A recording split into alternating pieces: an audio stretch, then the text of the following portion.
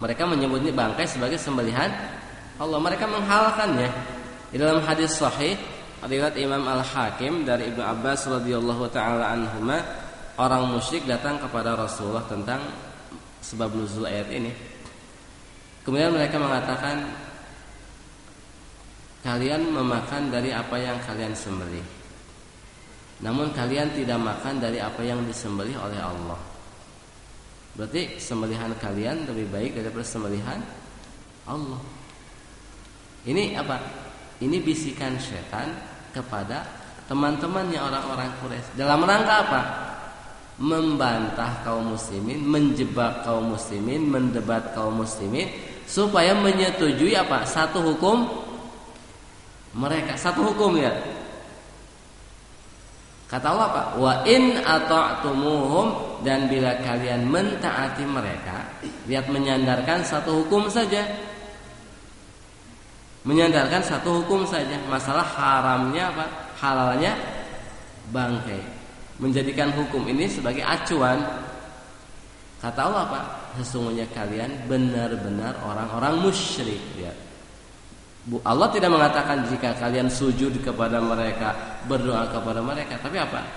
Jika kalian mentaati mereka, mematuhi mereka, berarti kalian orang musyrik. Lihat, musyriknya kenapa? Taat kepada hukum buatan.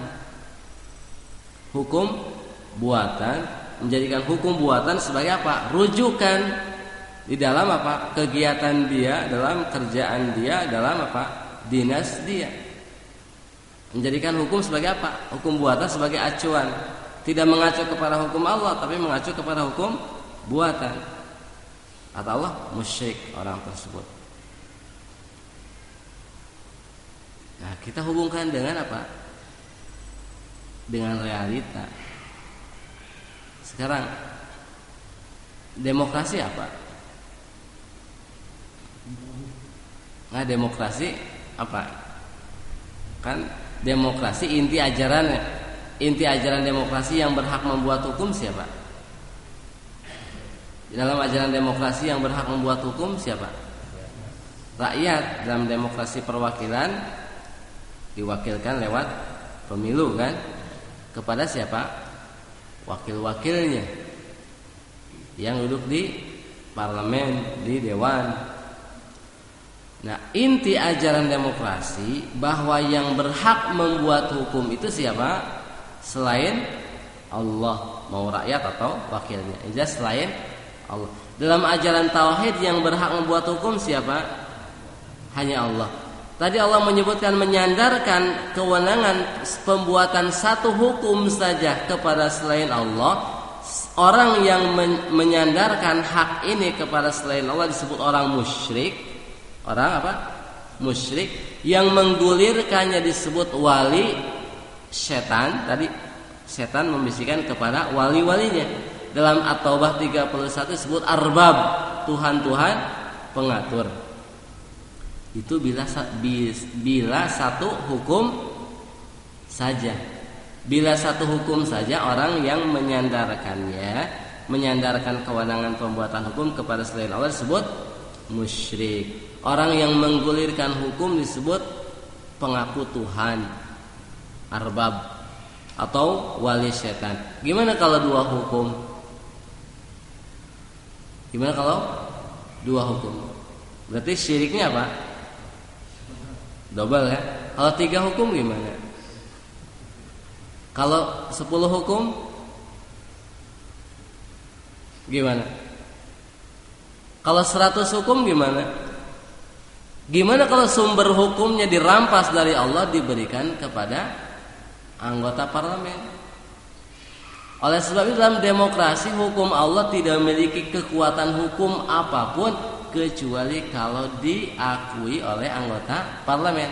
Orang yang ngaku partai Islam ngambil rancangan proposal hukum dari Quran, umpamanya surat Al-Ahzab tentang wajibnya jilbab ayat 59. Ngambil proposal rancangan hukum dari apa? Al-Quran. Karena dalam sistem demokrasi bahwa yang berhak membuat hukum itu wakil rakyat, hukum Allah ini butuh persetujuan mereka dulu. Berarti disodorkan kepada mereka. Minta apa? persetujuan mereka. Berarti apa? Mana yang lebih tinggi? Mana yang lebih tinggi? Anggota parlemen kan?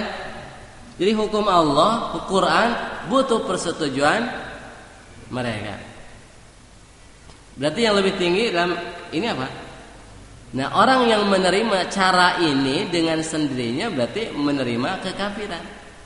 Maksudnya orang yang menerima prinsip ini, tadi ketika orang masuk demokrasi, partai apapun, berarti kan menerima cara seperti ini. Bahwa hukum apapun harus disodorkan kepada para pembuat hukum ini. Dengan sendirinya itu merupakan kekafiran karena sudah meremehkan Allah. Allah itu ada di bawah. Sekarang hukum apapun boleh disodorkan. Mau ngambil dapat kertas dari tong sampah, ternyata ada kata-kata yang mutiara, disodorkan. Diminta persetujuan mereka. Ngambil dari Quran juga sama saja dalam hukum parlemen. Mengambil dari mana saja yang penting apa? Disodorkan. Kalau mereka setuju, kalau setuju gimana? Digulirkan. Sekarang ketika digulirkan, itu hukum Allah bukan? Umpamanya tadi wajibnya jilbab, tadi butuh persetujuan mereka, akhirnya mereka setuju, digulirkan. Hukum Allah bukan? Yang sekarang disebut perda syariat itu. Hukum Allah bukan? Bukan. Perda syariat demokrasi. Karena ini hukum demokrasi. Ketika aparat penegak hukum ketika nangkap wanita yang tidak berjilbab akan menjeratnya, saudari telah melanggar surat Al-Ahzab ayat 59, gitu tidak? Enggak, saudari melanggar perda nomor sekian. Berarti ketundukannya kepada siapa? Aparat penegak hukum itu kepada hukum tagut. Berarti ini yang disebut mentaati hukum itu, yang disebut orang musyrik tersebut. Paham tidak? Itu satu hukum saja. Gimana kalau sumber hukumnya seluruh dirampas dari Allah? Sama sekali Allah tidak diakui sebagai zat pembuat hukum. Makanya tidak aneh kalau orang para ulama menyebutkan kalau orang masih meragukan kekafiran, kemusyrikan orang-orang semacam itu, orang yang matanya sudah buta, mata hatinya sudah tertutup.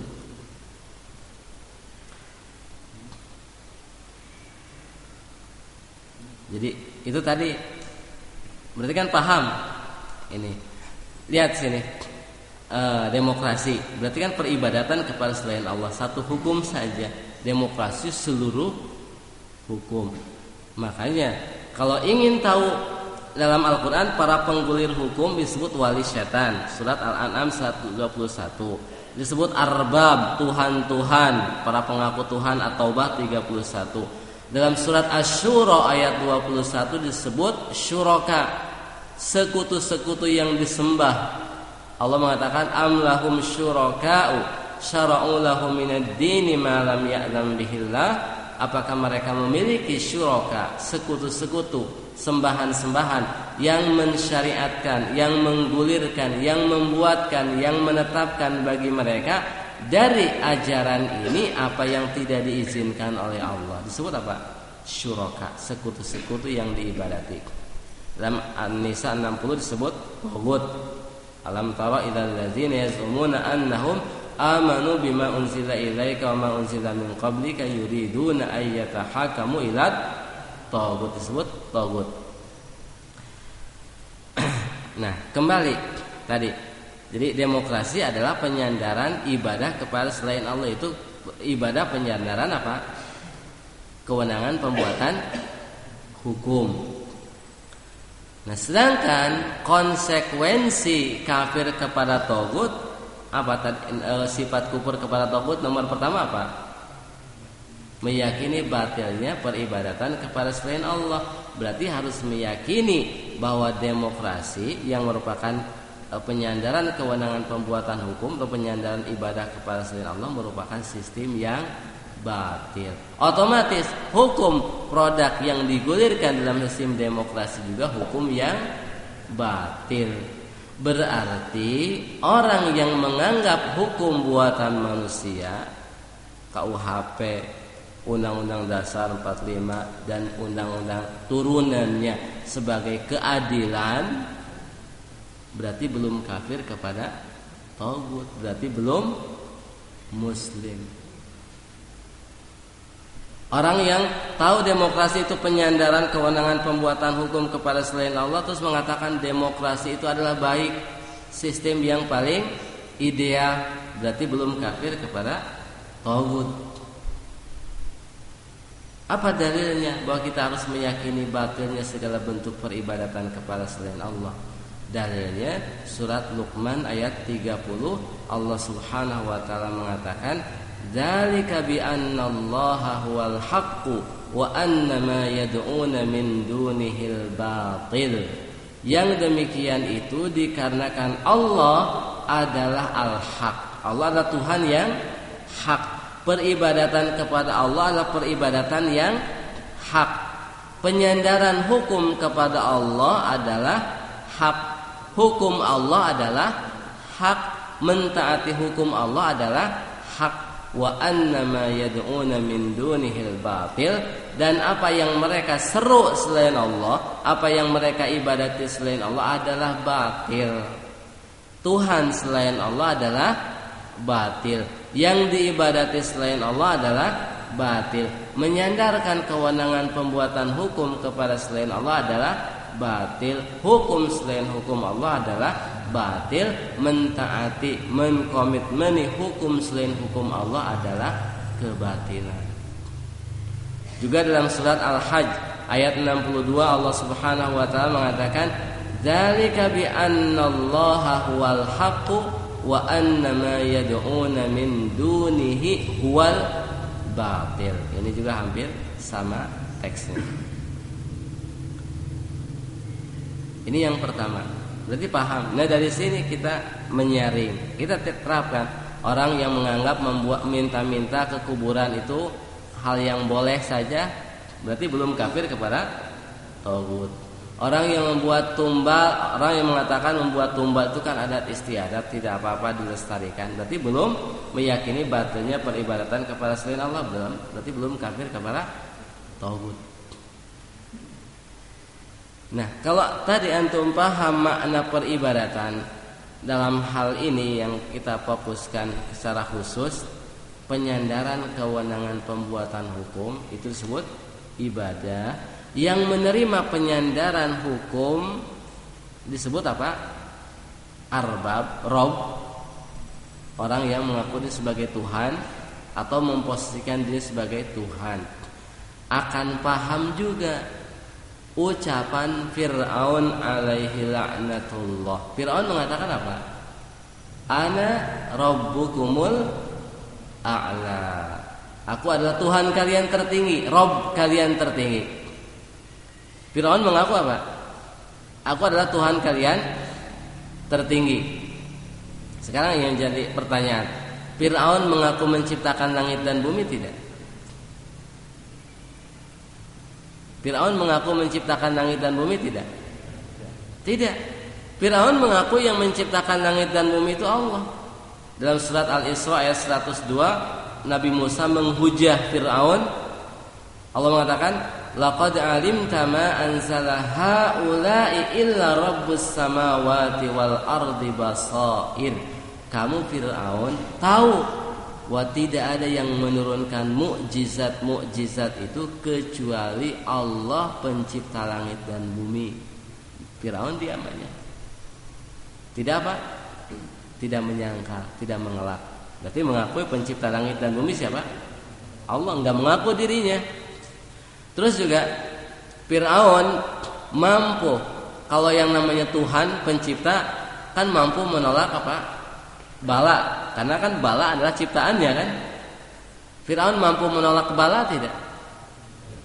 Tidak. Ketika turun bala, Allah mengirimkan apa? Air jadi darah, katak di mana-mana, kutu di mana-mana, belalang, topan, sebagai azab bagi Fir'aun dan kaumnya. Kemana lari Fir'aun? Larinya kemana? Datang kepada Nabi Musa. Dalam surat Al-A'raf ayat 143, datang kepada Nabi Musa mengatakan apa?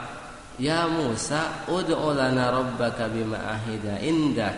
Hai Musa, berdoalah kepada Tuhanmu dengan kenabian yang Dia berikan kepadamu untuk melenyapkan apa? Bencana ini. Kalau bencana ini hilang, kami akan iman kepadamu. Itu janji siapa? Fir'aun minta agar berdoa kepada Allah. Terus juga Fir'aun juga ketika mau bertarung dengan Nabi Musa, kalau namanya Tuhan pencipta, kenapa minta bantuan tukang sihir? Yang namanya Tuhan pencipta tahu yang gaib kan? Sekarang Fir'aun tahu yang gaib tidak? Tidak tahu. Buktinya apa? Ketika tahu mimpi yang akan membinasakan kekuasaannya adalah laki-laki dari Bani Israel, dia membunuhi semua anak laki-laki dari Bani Israel, malah memelihara anak di istananya sendiri yang menjadi sumber kehancurannya. Artinya apa? Tidak tahu yang gaib. Nah, yang jadi pertanyaan, apa makna Fir'aun? Ucapan Fir'aun, aku adalah Tuhan kalian tertinggi. Ana rabbukumul a'la. Maknanya tadi kaitan dengan masalah apa? Hukum. Maksudnya, aku adalah satu-satunya orang yang berhak membuat hukum. Tidak ada satu hukum pun yang boleh kalian ikuti kecuali hukum aku. Itu makna apa? Penuhanan diri Fir'aun. Nah, peribadatan kaum Fir'aun kepada Fir'aun bukan dengan salat sujud, tapi dengan apa? Mengkomitmeni mengikuti hukum buatan Fir'aun. Apa dalilnya? Dalilnya apa? Dalilnya adalah firman Allah Subhanahu wa taala di dalam surat Al-Mu'minun. Allah mengatakan tentang Fir'aun, anu'minu li basyaraini mislina wa qaumuhuma lana abidun. Apakah kami, kata Fir'aun, harus beriman kepada dua manusia ini, sedangkan kaum mereka berdua siapa? Nabi Musa dan Harun. Sedangkan kaum mereka berdua lana kepada kami, kepadaku, kata Fir'aun, abidun, beribadah. Semua tafsir mengatakan abidun artinya mutiun, orang-orang yang taat patuh kepada kami. Lihat, ibadah artinya apa? Taat kan? Patuh. Sama kan dengan firman Allah dalam surat Al-An'am 121, wa in ata'tumuhum innakum lamusyrikun. Bila kalian mentaati mereka, berarti kalian orang-orang musyrik. Kan sama sejalan ayat itu. Nah, kenapa banyak orang yang terjerumus ke dalam syirik hukum pada zaman sekarang? Banyak orang yang terjerumus berlomba-lomba untuk menjadi apa? Tuhan-tuhan pembuat hukum, menjadi para caleg. Banyak orang yang berlomba-lomba untuk menjadi penegak hukum buatan. Kenapa banyak orang terjerumus ke dalamnya? Allah mengatakan tadi dalam surat tentang ayat hukum ini, tadi surat Yusuf ayat 40, innal hukmu illa lillah amara alla ta'budu illa iyyah dzalika dinul qayyimu walakinna aksaran nasi la ya'lamun. Hak menetapkan hukum itu hanya milik Allah.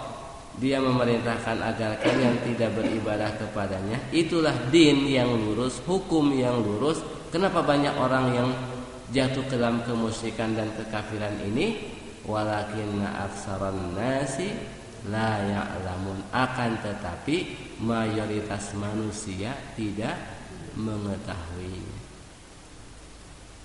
Jadi seperti itu. Jadi sebab banyak orang terjatuh ke dalam syirik hukum.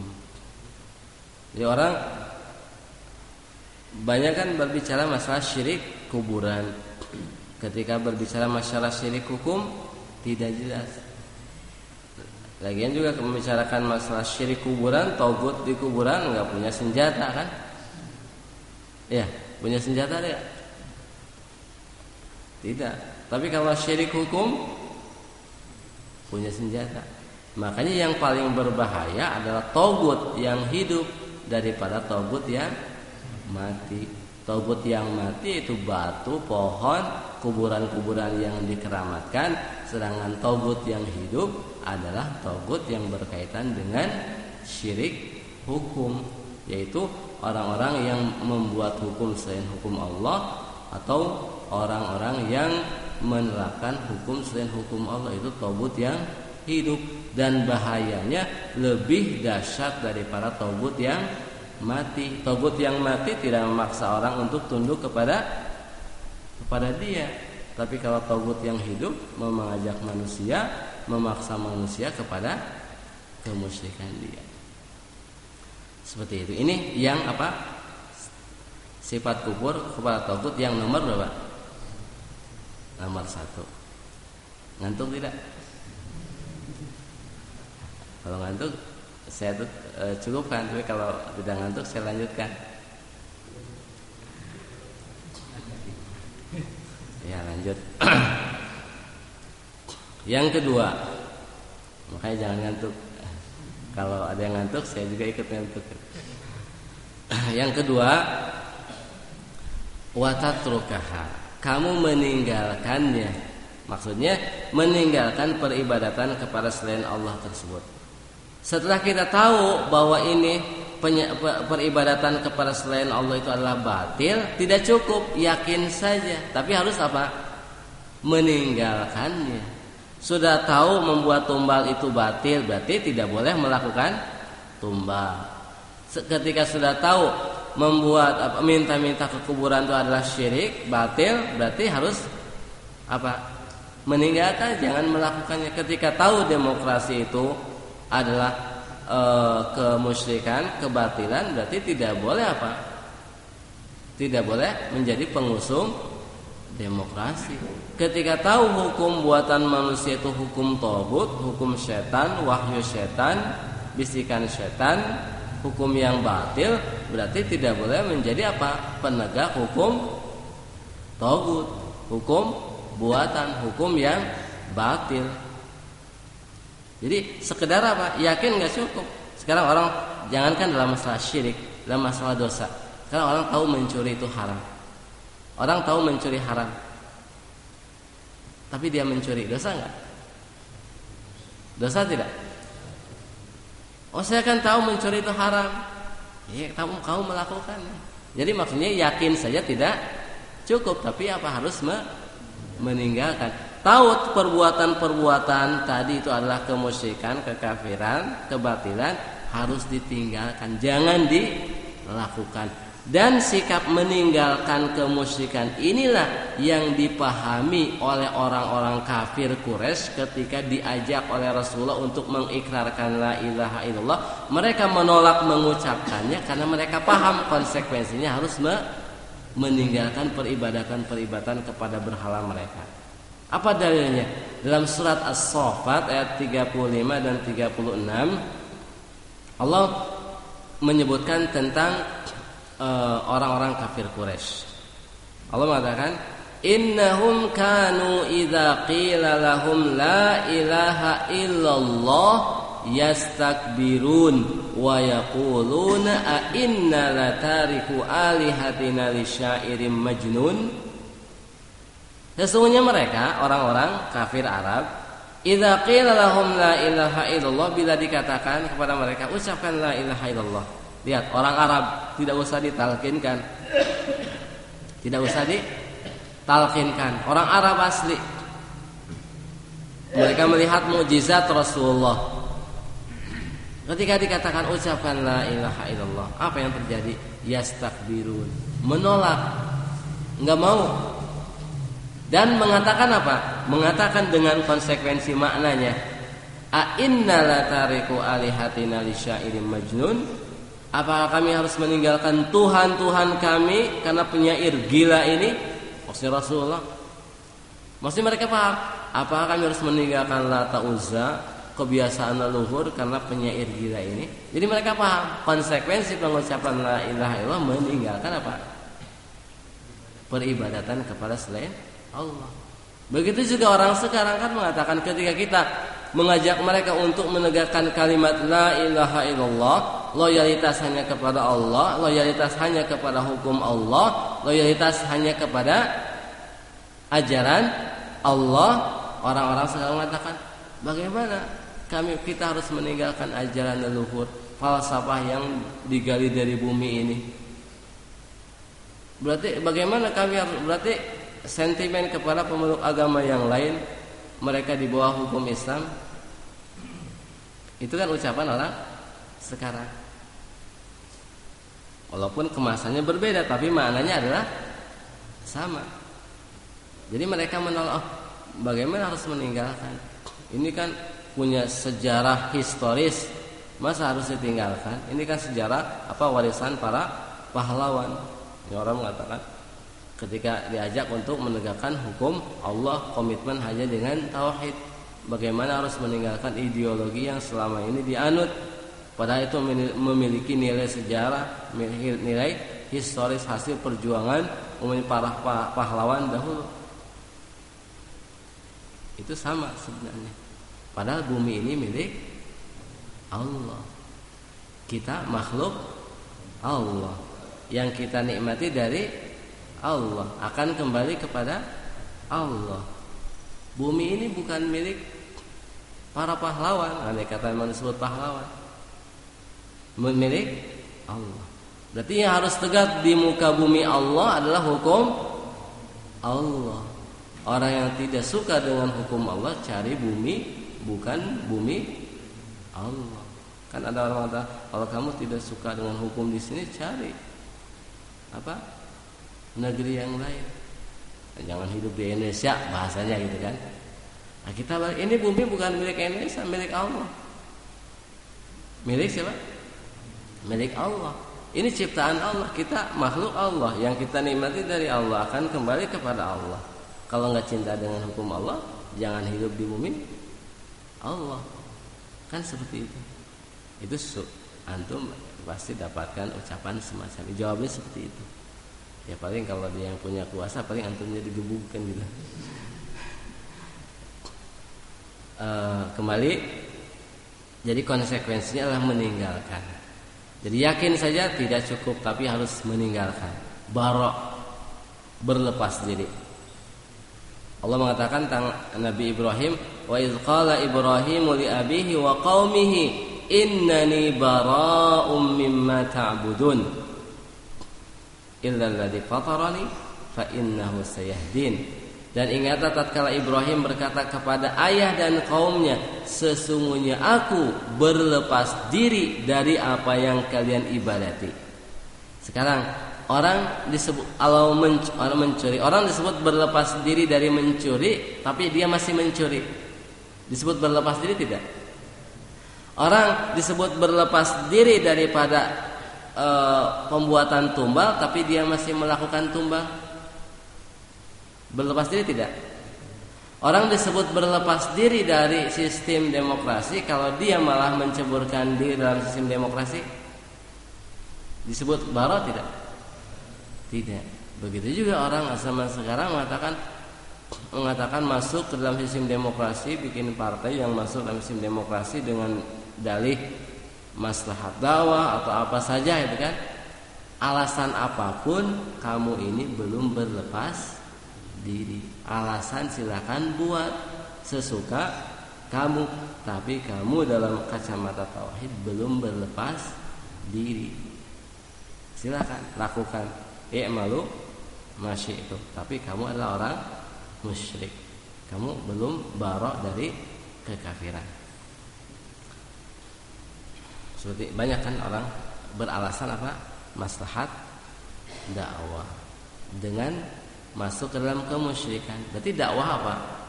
Tauhid diinjak, syirik dijunjung tinggi demi maslahat dakwah. Berarti dakwahnya apa? Sekarang syirik dilakukan, tauhid dilanggar dengan alasan maslahat dakwah. Berarti dakwahnya dakwah apa itu? Dakwah apa? Dakwah syirik kan gitu. Kemudian dalil dari as-sunnah, dari as-sunnah. Dalam hadis Bukhari Muslim, ketika Abu Thalib itu paman Rasul, cinta dengan tauhid, meyakini benar kebenaran Rasulullah SAW dan tauhid yang dibawanya. Tahu mencintai orang yang masuk Islam, tidak suka dengan orang yang di atas kemusyrikan. Tapi Abu Thalib ini enggak mau mengucapkan la ilaha illallah karena berat meninggalkan ajaran leluhur. Nah, ketika mau meninggal dunia, Abu Thalib ini ikut menderita karena dakwah Rasul, ikut membantu Rasul, dibaikot. Ketika mau meninggal dunia, datang Rasulullah. Ketika datang sudah ada Abu Jahal, sudah ada Abdullah ibnu Abi Umayyah di sisinya. Rasul mengatakan kepada Abu Thalib, "Ya am, wahai paman, qul la ilaha illallah kalimatan uhajulaka biha inda rabbi." Katakan la ilaha illallah, satu kalimat yang saya akan jadikan hujjah untuk membela engkau di sisi Allah. Satu kalimat, ucapkan. Sekarang Abu Thalib sudah ikut menderita, tahu itu benar, mendukung Rasul. Apa susahnya? Kalau orang sekarang umpamanya saya punya uang 10 juta, ada orang Nasrani, ucapan la ilaha illallah, saya kasih 10 juta. Dia mau enggak? Mau kan? Nah, Abu Thalib sudah tahu kebenaran ajaran Rasulullah, ikut menderita sampai ikut dibaikot kan 3 tahun, sampai makan kulit binatang, ikut menderita, mengorbankan harta dan kehormatannya untuk membela dakwah Rasul. Ketika mau meninggal dunia, diajak mengucapkan la ilaha illallah. Coba apa susahnya? Nah, ketika Rasul mengatakan seperti itu, ucapkan la ilaha illallah, kalimat yang akan saya jadikan hujah untuk membela engkau di sisi Allah. Langsung Abu Jahal menimpali. Abu Jahal tidak mengatakan, ya Abu Thalib jangan ucapkan la ilaha illallah, tidak. Tapi langsung menimpali dengan makna konsekuensi la ilaha illallah yang Rasul ucapkan. Abu Jahal mengatakan, "Ya Abu Thalib, atarghabu an millati Abdul Muthalib." Hai Abu Thalib, apa kamu benci ajaran bapak kamu Abdul Muthalib? Jadi maksudnya Abu Jahal paham, kalau Abu Thalib mengucapkan la ilaha illallah artinya harus meninggalkan ajaran bapaknya. Abu Thalib ketika dikatakan seperti itu langsung merasa berat meninggalkan ajaran leluhurnya. Mengatakan apa? Abu Thalib mengatakan, saya di atas ajaran Abdul Muthalib, mati dalam keadaan musyrik. Jadi Abu Jahal paham, Abu Thalib pun paham, konsekuensinya adalah meninggalkan. Itu dari as-sunnah. Kemudian dari ijma para ulama. Tadi ijma ulama yang saya sebutkan, ucapan Syekh Sulaiman ibnu Abdullah ibnu Muhammad ibnu Abdul Wahhab bahwa sekedar mengucapkan la ilaha illallah tanpa disertai paham terhadap maknanya dan pengamalan terhadap konsekuensinya berupa komitmen dengan tauhid, meninggalkan syirik akbar dan kafir kepada tagut, maka pengucapan syahadat itu tidak manfaat berdasarkan ijma para ulama. Juga ijma yang dikatakan oleh Syekh Abdul Rahman Ibnu Hasan Ibnu Muhammad Ibnu Abdul Wahhab dalam kitab Ad-Durar As-Saniyah juz 11 halaman 545, dia mengatakan apa? Ajma'al ulama salafan wa khalafan minas sahabati wat tabi'in wal a'immah wa jami'i ahli sunnah annal mar'a la yakunu musliman illa bitajarrudi minasyirkil akbar wal bara'ati minhu wa mimman fa'alahu wa bughdihim wa mu'adatihim ala hasbi taqati wal qudrah wa ikhlasil a'mali kulliha lillah. Ulama baik salaf maupun khalaf, salaf maupun khalaf, sejak sahabat, tabi'in, para imam dan seluruh ahlus sunnah, lihat ijma sepakat bahwa orang tidak menjadi muslim kecuali dengan mengosongkan dirinya dari syirik akbar, berlepas diri darinya dan dari para pelakunya dan seterusnya. Di sini apa? Orang tidak menjadi muslim kecuali dengan mengosongkan diri dari syirik akbar, berlepas diri darinya. Sekarang jadi pertanyaan, orang yang membuat tumbal mengosongkan diri dari syirik akbar tidak? Mengosongkan diri tidak? Tidak, berarti belum muslim berdasarkan ijma para ulama. Orang yang merujuk kepada hukum buatan, menjadikan hukum buatan sebagai acuan, rujukan, berarti dia berlepas diri dari syirik akbar tidak? Tidak, berarti belum muslim. Orang yang menyetujui penyandaran kewenangan pembuatan hukum kepada selain Allah,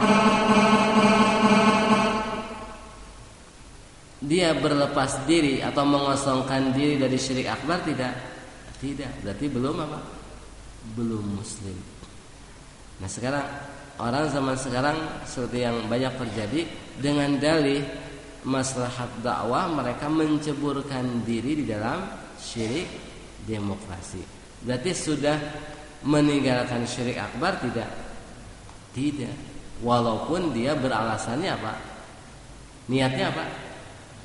Baik. Niat baik, niat di dalam Islam tidak bisa merubah perbuatan buruk menjadi baik. Orang berzina niatnya baik, gimana?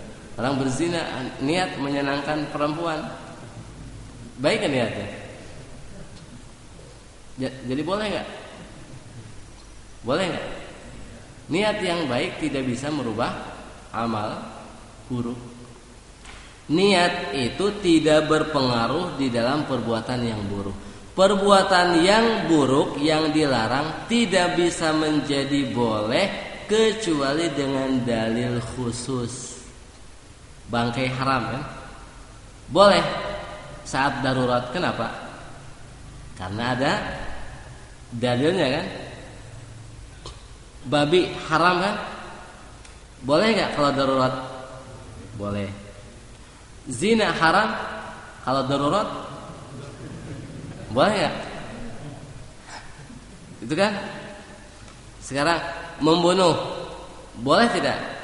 Haram tidak? Kalau darurat boleh nggak? Mana dalilnya boleh? Nggak ada. Berarti nggak boleh. Maksudnya yang diharamkan tidak menjadi halal kecuali ada dengan dalil khusus. Kalau tidak ada dalilnya tak. Lihat. Sekarang kekafiran, kemusyrikan boleh tidak? Boleh tidak? Tidak boleh kan? Tapi kalau dipaksa boleh tidak? Kenapa? Ada dalilnya kan? Nah, kalau membunuh orang, dipaksa membunuh orang, boleh tidak? Tidak boleh. Dipaksa berzina, boleh tidak? Tidak boleh. Kenapa? Syirik lebih besar daripada zina, daripada membunuh. Kenapa syirik boleh kalau dipaksa, kalau atau membunuh tidak boleh? Karena kalau hitungan matematika, wah syirik saja boleh, berarti di zina juga boleh. Kan matematika kan gitu. Kenapa tidak boleh? Karena agama kita agama dalil, bukan akal-akalan. Banyak rusaknya agama ini karena sebab orang yang tidak tahu dalil terus menjadikan agama sebagai permainan logika. Makanya para ulama Umar bin Khattab mengatakan maksudnya tentang menghati-hatikan dari para orang ahlur ra'yi yang pakai logika, mereka itu hati-hatilah terhadap mereka karena mereka itu musuh sunan, musuh dalil gitu. Mereka tidak hafal dalil, akhirnya pakai menggunakan logika untuk di dalam din ini. Jadi maksudnya bahwa niat yang baik itu tidak bisa merubah perbuatan yang buruk menjadi boleh. perbuatan yang diharamkan bisa menjadi boleh dengan dalil khusus. Kalau tidak ada dalil tetap tidak boleh. Itu maksud penjelasan saya di sini. Jadi maksudnya orang tadi masuk syirik ke dalam kemusyrikan dengan dalil maslahat dakwah, itu juga tetap tidak menjadikan dia lepas daripada kemusyrikan. Justru dengan masuk dia ke dalam kemusyrikan dengan dalih maslahat dakwah, justru menambah poin kekafiran dia. Sudah dia musyrik karena masuk ke dalam kemusyrikan, ditambah dosa yang lebih besar daripada syirik, yaitu apa? Dusta atas nama Allah. Itu apa? Dengan mengatakan maslahat dakwah artinya apa? Dia mengatakan bahwa Allah meridhai perbuatannya. Sedangkan berdusta atas nama Allah lebih besar daripada itu syirik itu sendiri. Karena berdusta atas nama Allah lebih besar daripada syirik. Kedua-duanya kekafiran, tapi dusta atas nama Allah lebih besar daripada syirik. Untuk memberikan syarat bahwa tidak boleh kita mengambil akal-akalan, dalam sebab nuzul firman Allah dalam surat Al-Isra, dalam hadis sahih Imam As-Suyuti menuturkan, pernah Rasulullah suatu hari didatangi orang-orang kafir, tokoh orang Abu Jahal. Kan Rasul pernah ditegur oleh Allah karena berpaling dari Abdullah ibnu Umi Maktum, fokus kepada para pembesar Quraisy supaya mereka masuk Islam, gitu kan. Nah, ini orang para pembesar justru datang kepada Rasul menjanjikan akan masuk Islam. Tapi syaratnya apa? Kamu Muhammad sentuh dulu berhala kami, usap dulu Lata dan Uzza. Menyentuh berhala bukan kekafiran, cuma syirik asghar. Syirik asghar. Jadi usap dulu berhala kami, nanti kami masuk Islam. Kata siapa? Abu Jahal dan kawan-kawannya. Rasul dalam hati terbesit, tidak apa-apa saya menyentuhnya, sedangkan Allah mengetahui bahwa saya tidak menyukai perbuatan itu, supaya mereka masuk Islam. Terbesit dalam hati seperti itu. Untuk apa? Melakukan ini syirik asghar ini demi maslahat para tokoh Quraisy masuk Islam. Jadi hampir terbesit dalam benaknya untuk melakukan. Langsung turun firman Allah Subhanahu wa taala dalam surat Al-Isra. Allah mengatakan, wa in kadu la yaftinunaka 'anil ladzi awhayna ilaika litaftari 'alaina ghairah wa idzan latakhazuka khalila walaula an thabbatnaka laqad kitta tarkanu ilaihim syai'an qalila idzan la adzaqnaka dhi'fal hayati wa dhi'fal mamati thumma la tajidu laka 'alaina nasira. Hampir saja mereka memalingkan kamu dari apa yang kami wahyukan kepada kamu, supaya kamu berdusta atas nama kami. Karena maksudnya kalau dusta atas nama kami apa? Kalau Rasul melakukan tadi, pasti Rasul kalau melakukan mencari legalitas kan, untuk mengatakan perbuatannya boleh. Itu kan dusta atas nama Allah. Seperti orang masuk parlemen cari legalitas kan, dengan alasan dakwah, itu kan berarti dusta atas nama Allah. Terus Allah mengatakan wa idzan, dan kalau kamu melakukannya latakhazuka khalilan, tentu mereka menjadikan kamu sebagai orang kepercayaan. Dan andai kata kami tidak meneguhkan kamu, tentu kamu cenderung kepada mereka dengan kecenderungan yang sedikit. Dan kalau kamu melakukan, tentu kami melipatkan kepada kamu azab dunia dan azab setelah kematian, dan kamu tidak mendapatkan seorang penolong pun dari azab kami. Lihat, ini syirik asghar. Tadi maslahatnya besar kan, keislaman kafir tokoh-tokoh Quraisy. Langsung ditegur dengan ayat yang dahsyat. Apa gerangan dengan masuk ke dalam syirik akbar, syirik demokrasi, dengan dalil apa alasan? Sekarang Rasul ketika ngusap tadi Lata dan Uzza dapat gaji, dapat uang dinas tidak? Dapat uang dinas tidak? Sekali aja kan saat itu. Kalau orang sekarang bukan saat itu saja, seterusnya melakukan kemusyrikan, seterusnya dapat gaji juga, dapat apa? Jadi bohong kalau alasan ingin dakwahnya. Rasul mungkin bisa maklumi kan cuma sekali saja kan. Demi keislaman mereka ini sudah saya tobat. Mereka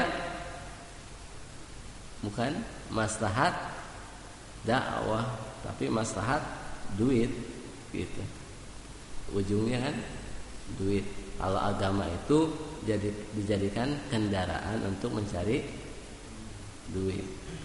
Itu yang disebut orang menjual agama Allah, menjual ayat-ayat Allah Subhanahu wa taala. Yang jelas alasan apapun kemusyrikan itu tidak menjadi boleh. Kemusyrikan itu tidak mengenal status orang. Kalau ustadz mencuri disebut pencuri tidak? Kalau orang preman mencuri disebut pencuri enggak? Ustadz melakukan kemusyrikan disebut musyrik tidak?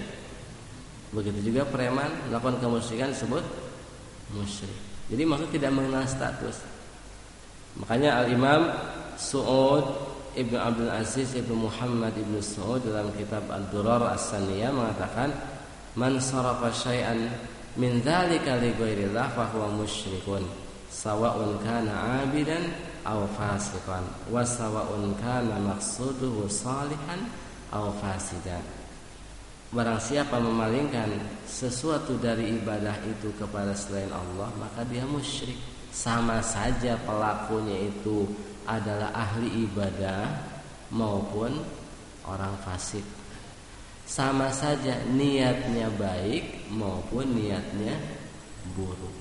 Imam Ibnu Qayyim menjelaskan bahwa orang-orang musyrik itu seluruhnya melakukan kemusyrikan itu dalam rangka ingin mengagungkan Allah.